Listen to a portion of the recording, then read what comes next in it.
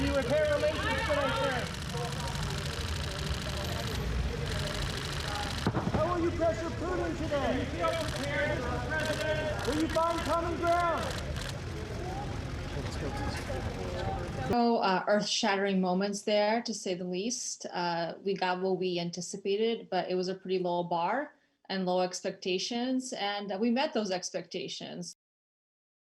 I think President Biden, certainly when he was vice president and his many years in office, he liked having personal connections to people.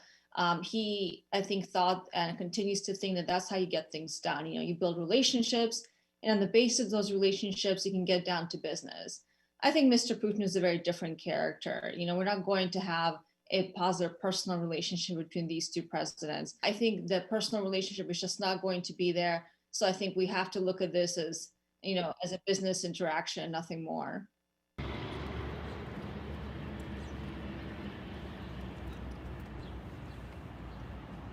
President Biden has not only the advantage of lessons learned from the failures of past administrations in dealing with Vladimir Putin, but I think he also has the advantage of a very high level of expertise in his administration when it comes to issues related to Russia.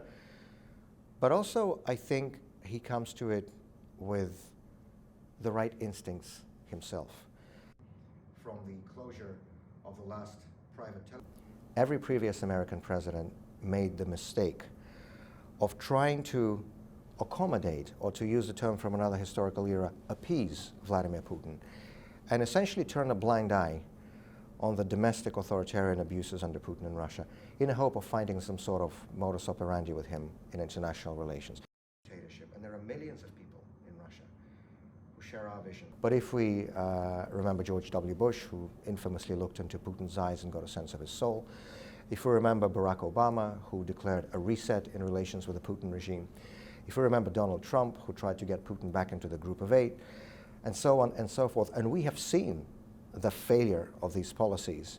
And when for years and years American presidents, and by the way Western European leaders as well, chose to turn a blind eye on increasing media censorship in Russia, on election fraud in Russia, on intensifying domestic repression in Russia, on political prisoners, on dispersals of peaceful demonstrations, and so on, they helped, in a way, lead to what Vladimir Putin began to do in terms of his aggressive posturing on the international stage. Mr. President, I'd like to thank you for your initiative to meet today. Predictable and rational way in which we disagree. А там, где у нас есть разногласия, это мы можем сделать все для того, чтобы мы смогли рационально и предсказуемо обсудить эти вопросы. Two great powers. Две великие державы.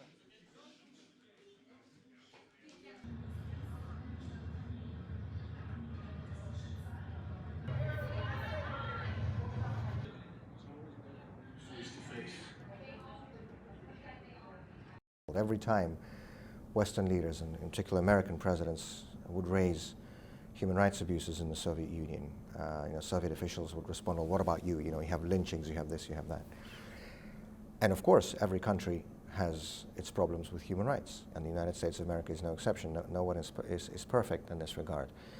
The chief difference, of course, is that the United States, just like other Western democracies, has a system that is able to self-correct, and that those abuses are able to be resolved within the system of the rule of law and within the system of democratic elections.